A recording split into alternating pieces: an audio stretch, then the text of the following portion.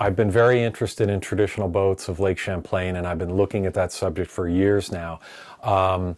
And I guess it's now about 6 or 7 years ago, a friend of mine who works with the dairy farmers in this area told me that on one of the farms in Panton, there were 6 boats piled up in one of the barns. And he didn't know what they were, but he figured I'd want to look at them. So I went down there, met the farmer, and he explained that these 6 boats had been built by his father, and they were trapping boats. And they'd been sitting in the barn for, I guess, about nearly 40 years now.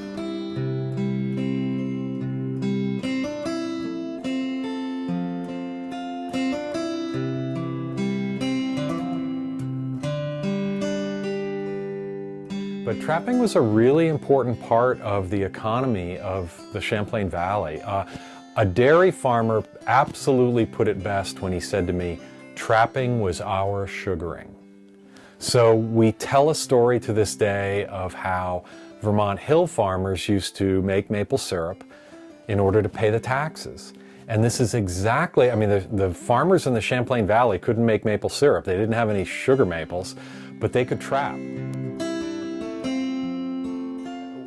I heard in our interviews several farmers talk about how a season's trapping, just 3 or 4 weeks in the spring, was a significant amount of income for a dairy farm back in the 40s, 50s, even into the 60s and 70s. You know, in the 1950s, making $500 or $600 on 300 muskrat pelts was a lot of money for a Vermont farm. And we even heard a story of a farmer who would hire milkers to take over for he and his sons during trapping season so they were free to trap. So it made economic sense to leave the barn, hire people to work instead of you, because you could make more money trapping.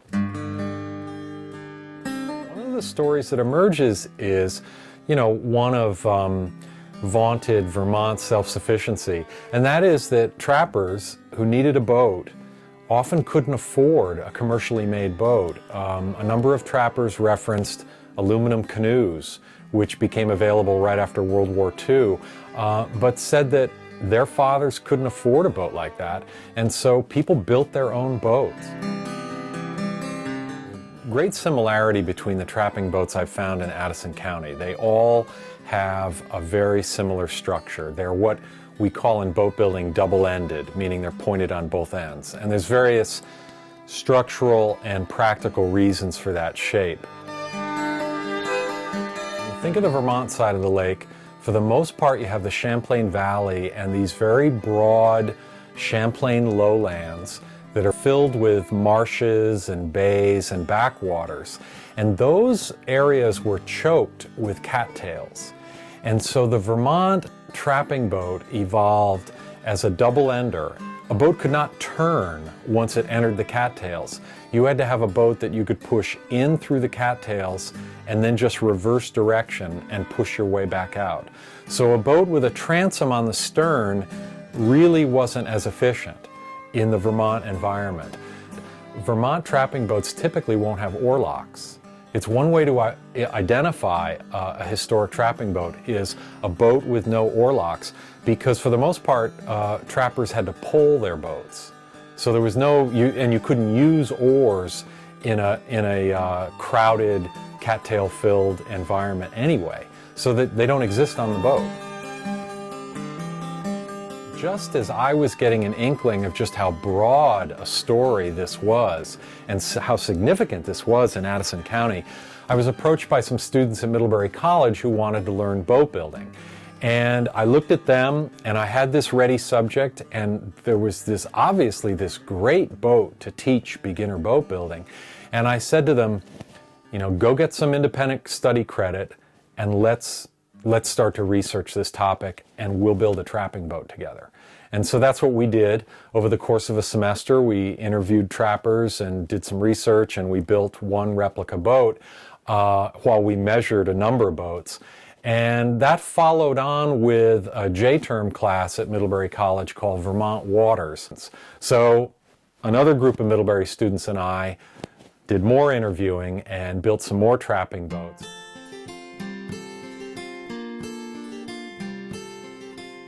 And then last fall, working with the Henry Sheldon Museum in Middlebury, we got a grant from the Lake Champlain Basin program, and we were able to create a semester-long project in the Hannaford Career Center in Middlebury, working with a class of high school students. And this was very, very exciting project for me. More interviews with trappers. We brought 3 historic trapping boats into the classroom and measured them and created detailed drawings of them. And we built 2 replica trapping boats.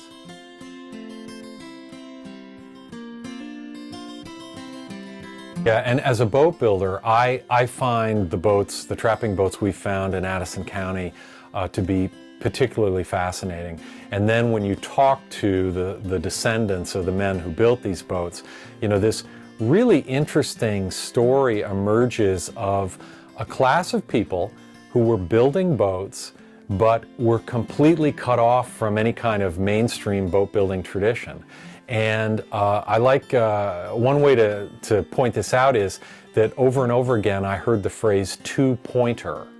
So people reference the boats as two-pointers. And finally I asked a dairy farmer that we were interviewing, and I said, have you ever heard of the phrase double-ender?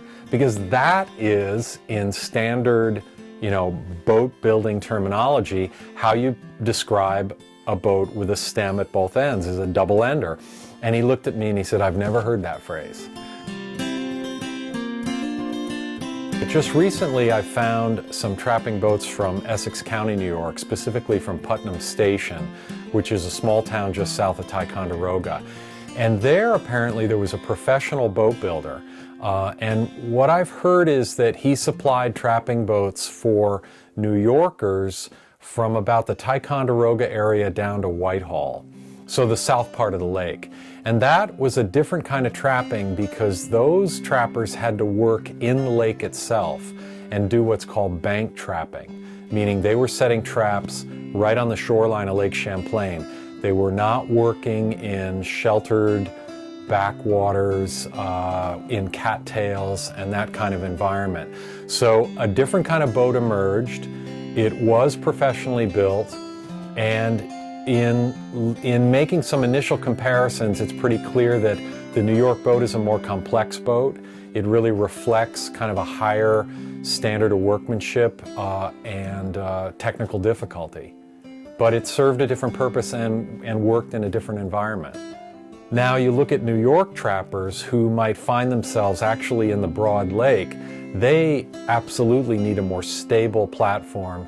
They're not dealing with the cattail environment.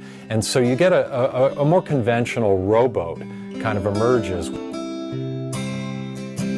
So this has been the genesis, and I see it can just build from here, and that's my hope, is that we can keep going and not only look at trapping boats, but there's also of course other very interesting small boat types on Lake Champlain.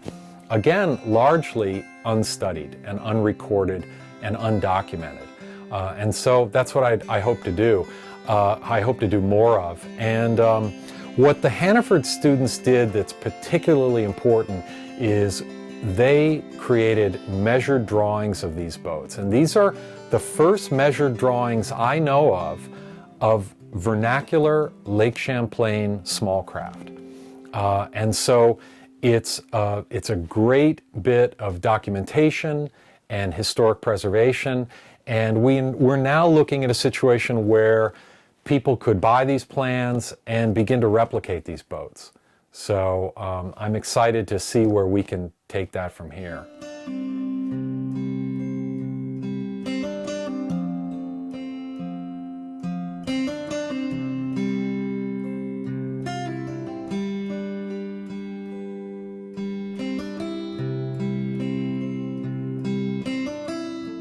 Well, this is one of 3 boat drawings we produced in the high school project this fall.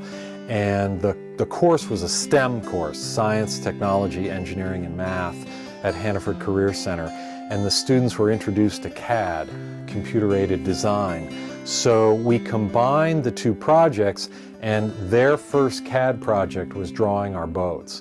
And I am very excited about this. This is a very comprehensive boat drawing, shows the lines of the boat, the shape of the boat, and the table of offsets gives you all of the measurements needed to recreate these shapes full size, and then a scantlings table which lists the parts of the boat, and for instance planking 5/8 white pine, bottom planking 3/4 inch white pine, basically lists all the parts of the boat, the wood species and so on. So a competent woodworker should be able to work from a drawing like this and replicate these boats. I'm hoping as we move forward, one of my ambitions is maybe work with another class and develop a kind of how-to workbook on how to build these boats. Because I'd like to encourage people to potentially build these boats. There's no reason that we can't try to reintroduce this boat to Lake Champlain. From the experience my college students had with their boats, these boats actually perform really well. And what better thing than if you've been dreaming about building a boat, why don't you build a Lake Champlain original?